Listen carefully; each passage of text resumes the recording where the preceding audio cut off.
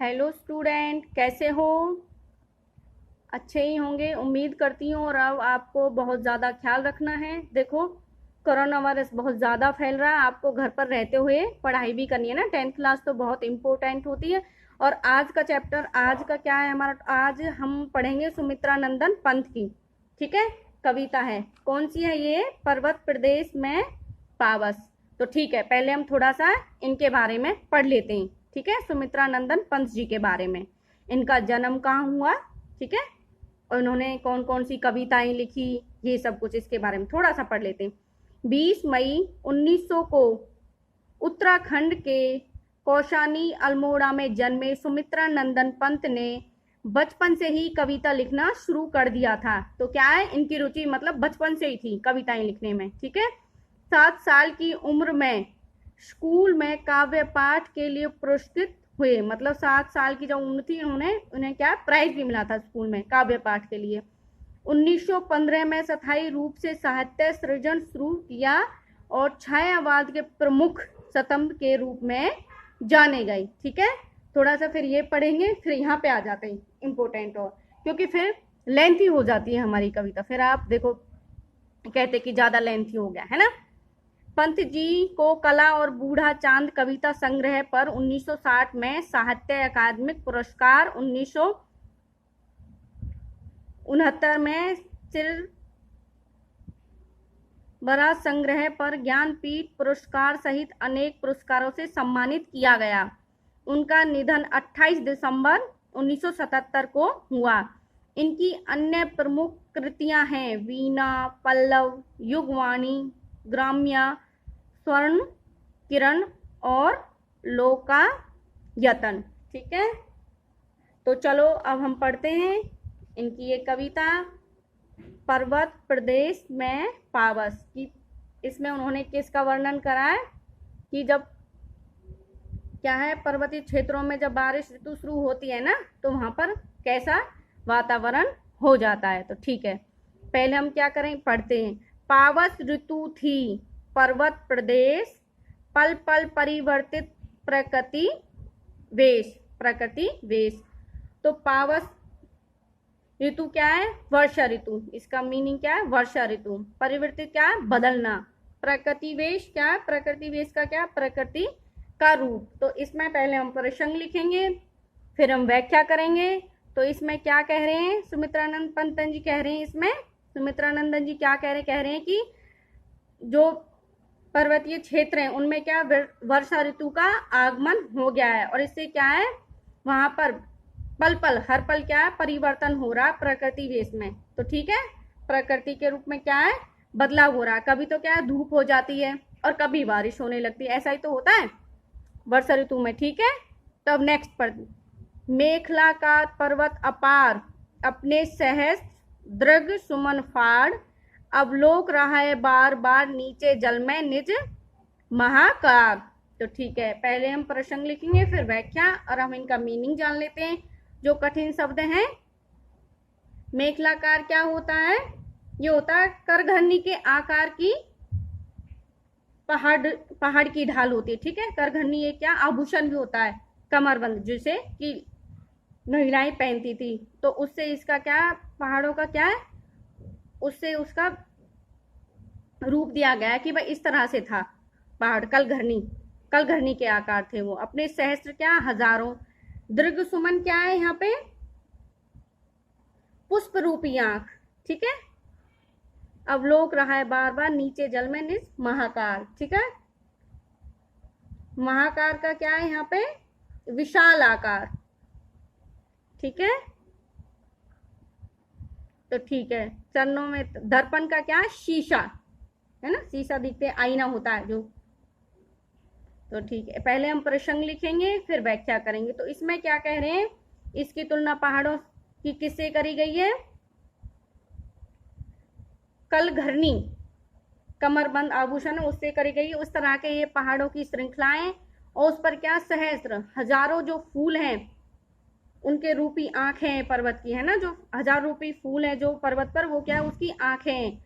और वो क्या कर रही है, अवलोक रहा है बार बार, और वो जो हजारों आंखें रूप फूल रूपी आंखें हैं वो फाड़ फाड़ कर क्या देख रहे हैं, जल में निज महाकाल, जल में क्या है वो पर्वत का जो पर्वत है विशाल का है उसे देख रहे हैं। और वो क्या सोच रहे हैं, जिनके चरणों में पला ताल, और वो कह रहे हैं ये तो मेरे चरणों में ही पड़ा पलाए तालाब है ना, पहाड़ के जो निचले हिस्से में ही तो बहता है झरना, तो वो कहते हैं ये तालाब तो मेरे चरणों में पला है और ये आज क्या कर रहा है, मेरे लिए आईने का काम कर रहा है और मैं इसमें अपने विशाल रूप को देख पा रहा हूँ। ठीक है, तो पर्वतों की तुलना क्या है, कलघरनी एक आभूषण से करी गई है, तो वो एक क्या है, एक श्रृंखला है इस तरह से पर्वतों की, और उस पर हजारों फूल खिले हुए हैं और वो फूल क्या है, आंखों का काम कर रहे हैं और वो फाड़ फाड़ कर देख रहे हैं पर्वत के विशाल रूप को और कह रहे हैं कि वो ये तो जो जो तालाब है वो तो मेरे चरणों में ही पला है और आज ये क्या कर रहा है, मैं अपने विशाल रूप को जो देख पा रहा हूँ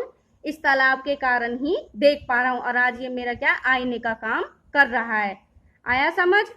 आगे कर भाई, देखो बहुत मेहनत से बनती है वीडियो, तो समझ आए तो जरूर बताना, कमेंट करना और मेरे वीडियो को लाइक भी करना। ठीक है, ग्रीक का गौरव गाकर झरझर, मद में नस नस उत्तेजित कर, मोती की लड़ियों से सुंदर झरते हैं झाग भरे निर्झर, ग्रीवर के उर में उठ उठ कर उच्च कांक्षाओं से तरुवर है झांक रहे नीरव नव पर, अनिमेष अटल कुछ चिंता पर। तो ठीक है, इसके हम डिफिकल्ट वर्ड थोड़े से जान लेते हैं। तो क्या कह रहा है, ग्रीक का गौरव गा गा कर, मद में क्या है, मस्ती, मद का क्या है यहाँ पे, मस्ती, और झाग क्या है यहाँ पे, फैन, ग्रीवर के उर का मतलब है हृदय, और उत्कांक्षाएं क्या है, ऊंचा उठने की कामना, ऊंचा उठने की कामना, तरुवर क्या है, पेड़, नीरव नभ क्या है, शांत आकाश, और अनिमेष क्या है यहाँ पे, एकटक, और चिंता पर क्या है, चिंतित, चिंता में डूबा हुआ। तो हम इसे यहां से लेंगे, पहले जो लास्ट लाइन, ये दो लाइनें।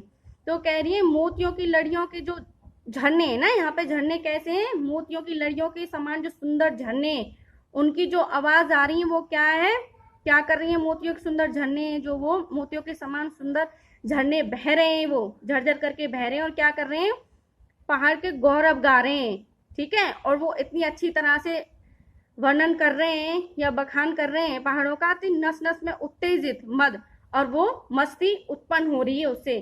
ठीक है, ग्रीवर के उर से, और वो क्या, अब उस यहाँ पे क्या आएगा, वो ग्रीवर के हृदय से, पहाड़ के हृदय से ऊंचा उठकर, कौन ऊंचा उठना चाह रहे हैं पहाड़ों से, पेड़, पहाड़ों के हृदय से ऊपर उठकर पेड़ क्या है, उत्कांक्षाएं, मतलब वो ऊंचे उठने की आकांक्षाएं पाल रहे हैं और वो इस चिंता में क्या है, आसमान की तरफ एकटक देख रहे हैं और ये आकांक्षाएं पाले हुए हैं कि हम भी क्या है, थोड़ा ऊंचा उठे पहाड़ों से भी। ठीक है, आया समझ है?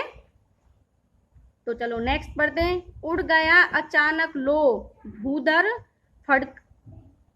फड़का अपार पारद के पर,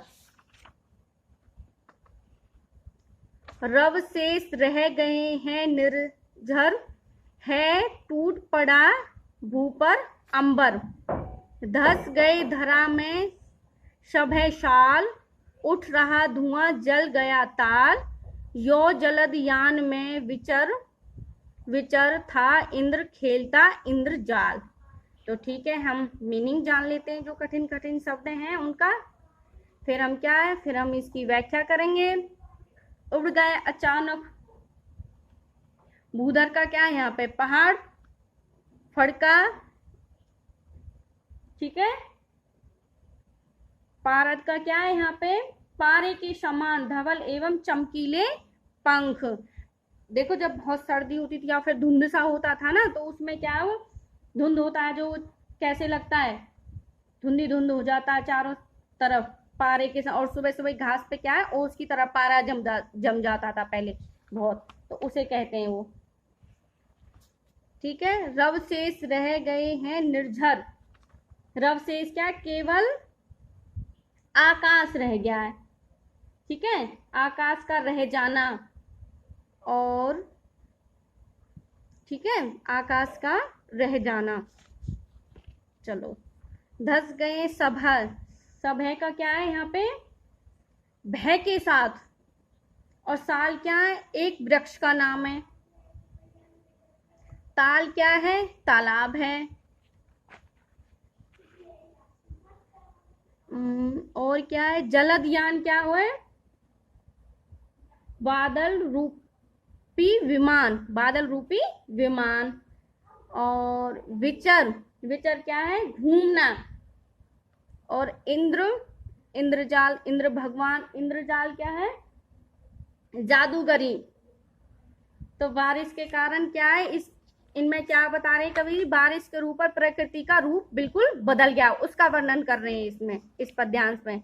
सुमित्रानंद पंतन जी क्या कर रहे हैं इसमें, प्रकृति का बदले हुए रूप का वर्णन कर रहे हैं, और कह रहे हैं उड़ गए अचानक लोग ऊपर। तो क्या कह रहे हैं, ऐसा लग रहा है कि सभी जो पहाड़ है वो कहीं उड़ गए, चले गए आसमान में, और क्या है, आसमान ही रह गया चारों तरफ, धुंधली धुंध सा हो रहा है, वो कह रहे हैं ना, जैसे और क्या, चारों तरफ धुआं सा ही हो रहा है, रव शेष रह गए निर्झर, और ऐसा लग रहा है जैसे झरने ही बह रहे हैं, और सारा आसमान क्या है, धरती पर आ गया है, चारों तरफ क्या है, आकाश ही आकाश दिख रहा है, और ऐसा लग रहा है कि अब आकाश ही है, अंबर ही है, नीचे जमीन पर जमीन कहीं धस गई। और इस धसी हुई जमीन को देखकर क्या, साल के वृक्ष डर गए इस रूप को देखकर, और क्या हो गया है, उठ रहा है धुआं, और ऐसे लग रहा है चारों तरफ धुआं उठ रहा है, जल गया ताल, और तालाब भी क्या है, जल गए। यो जलदयान में विचर विचर था इंद्र, खेलता इंद्र जाल। और इस वातावरण में क्या करें, इंद्रदेव भी विचरण कर रहे हैं इसमें, और अपनी जादूगरी दिखा रहे हैं बादल रूपी, ठीक है, जलदयान बादल रूपी विमान। तो क्या है, इंद्रदेव क्या कर रहे हैं, बादल रूपी विमान लेकर यहाँ पर क्या है, जादूगरी दिखा रहे हैं वो। तो आया समझ, इन पंक्तियों में क्या कह रहे हैं पंत जी, कह रहे हैं प्रकृति का जो रूप बदल गया, उसमें ऐसा लग रहा है कि पहाड़ तो कहीं चले गए हैं, और वहां पर क्या है, बादल ही रह गया है, चारों तरफ धुंध है, और ऐसा लग रहा है बस झरने ही रह गए हैं, और धरती पर क्या है, आसमान आ गया। इस भयंकर रूप को देखकर साल के वृक्ष भी डर गए हैं, और ऐसा लग उठ रहा है धुआं, चारों तरफ धुआं ही धुआं उठ रहा है, और तालाब क्या है, जल गए हैं, ठीक है, यो जलद। और इस रूप में क्या कर रहे हैं, बादल रूपी विमान को लेकर इंद्रदेव क्या कर रहे हैं, अपना जादूगरी दिखा रहे हैं, ठीक है भाई। मेरी कविता ये आपको पसंद आ रही हो तो प्लीज लाइक करो, शेयर करो, और मेरे चैनल को सब्सक्राइब करो, बहुत मेहनत से बनती है वीडियो। Thank you.